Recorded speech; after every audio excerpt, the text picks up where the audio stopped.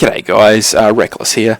This is just a quick overview of our tactical map pack missions, and to cover some of the differences between the tactical missions from the default Master Altis missions and the MCC templates that come with MCC.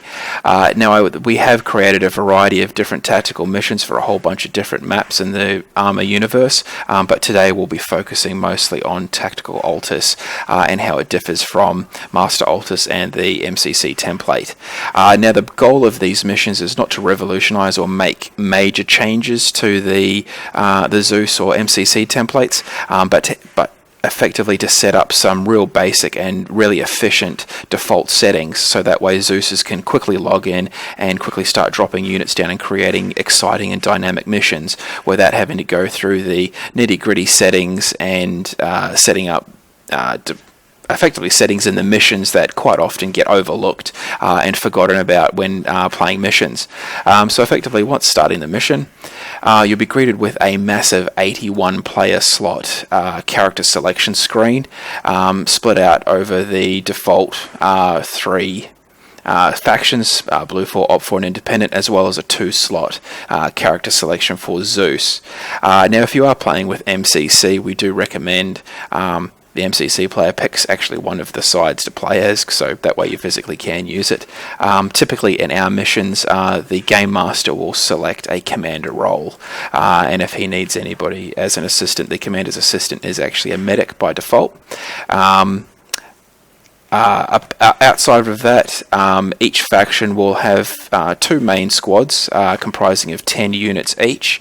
These are role or locked as the role, so it is important that sides do select their roles carefully. As an example, a combat medic is the only player that can apply epinephrine and blood to revive players. An engineer in this current version of ACE, I believe, is the only character that can use a toolkit to repair a vehicle, and explosive specialist gets bonuses for detonating and planting explosives on the map. So it is very important what role you choose. Scrolling down the player screen or the selection screen, you'll be given a small sniper squad. This is recommended for more significant high caliber actual independent sniper groups. Of course, a jet pilot crew and a helicopter pilot crew as well for larger missions. Now each side has very, very similar roles, as much as I could possibly figure out and add in the mission there. Effectively there. Moving over to the parameters in the mission, you'll see the parameters are very, very similar to the Master Altis mission, with one key difference, which is the third-person view restrictions. Upon enabling or disabling the script, effectively it allows for third-person view, regardless of the game difficulty. So you effectively can select a rookie difficulty, which will affect your AI, and what other bonuses come with the difficulty, but you can unlock it to first-person or not. So that just depends on what kind of mission you want to run. Upon beginning the mission or starting the mission,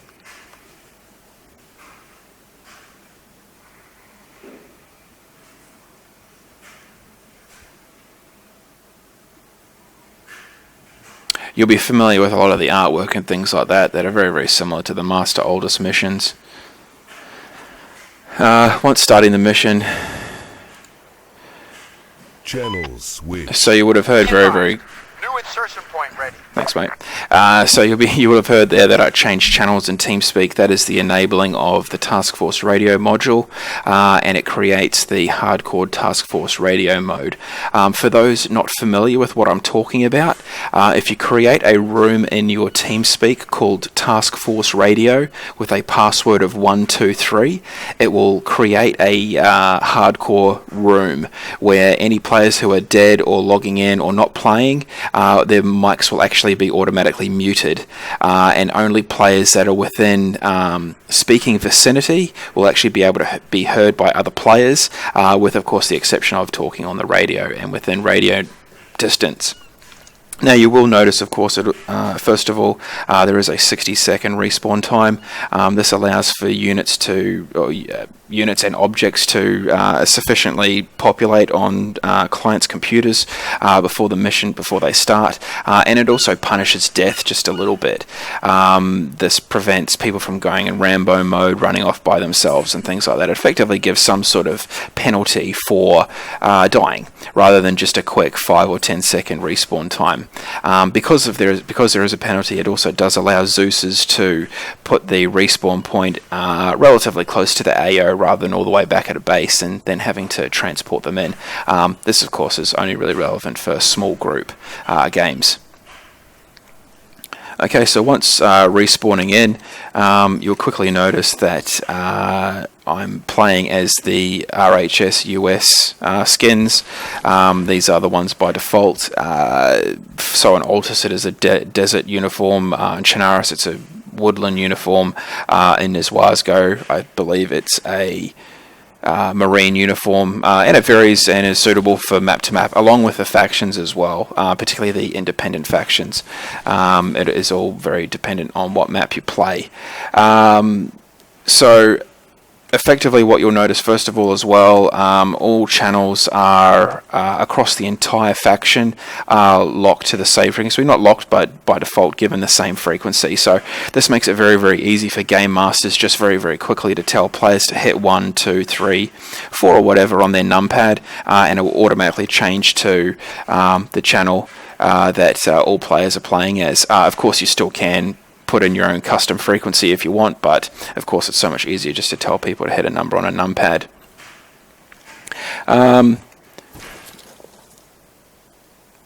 Outside of that, the players will respawn with the same gear that they died with, so this also allows Zeus's not to have to put in ammo boxes or really whatever. They can just put in. They can just let players gear up at the beginning of a mission, make sure that they take the right amount of gear that they need, and then start the mission. And then whenever they respawn, they'll respawn with the exact same gear that they died with.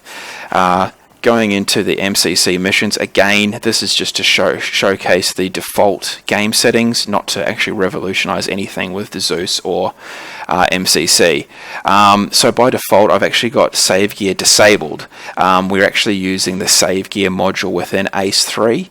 The reason for it is the MCC save gear module doesn't quite work properly.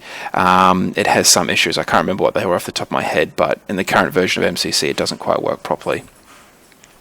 I have a lot of the user interface stuff disabled, so MCC messages, group markers, and name tags are disabled by default. This effectively allows for a very clean interface that players use with all the functionality, however, of MCC. But so of course, going back into it, I have delete player's body as default enabled. This is just to effectively take load off the server, off your server, and effectively create for a faster gameplay. The default Gaia AI is more set towards smaller groups, so probably 6 players or less. I've got the aiming and spotting skill relatively low. This prevents basically headshot kills with iron sights and an AI spotting ability that apparently can see you from miles away, but it's still a decent general skill and commanding skill that will enable the AI to flank and do some really cool moves and stuff like that, make your missions really interesting. As you can see here, by default, again, I've got a lot of the game mechanics enabled, such as the cover system, interaction system, and stuff like that. But of course, the cover user interface and survival and stuff like that, a lot of the stuff that comes on your screen is disabled by choice.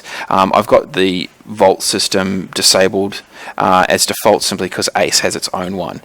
So as you'll see coming over to these blocks over here, you'll see that maybe that's not good enough. So as you can see there, so the MCC cover system is working perfectly fine there without any annoying interfaces on your screen.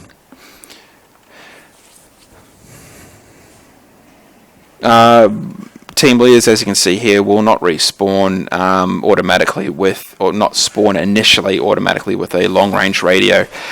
This basically prevents on respawns dropping the backpack. So if you don't have it enabled that commanders spawn with a long-range radio, when they respawn, they will actually drop their backpack that they're currently wearing and respawn with a brand new long-range radio on respawn. Of course, if the player does gear up with a long-range radio at the beginning of the mission, they will keep it on respawn. Other than that, guys, that's about it, really. A lot of the stuff, as you can see, is probably interchangeable, and you can change within the mission and stuff like that. Other than that, guys, if you liked the video, please like it. If you didn't, please dislike the video.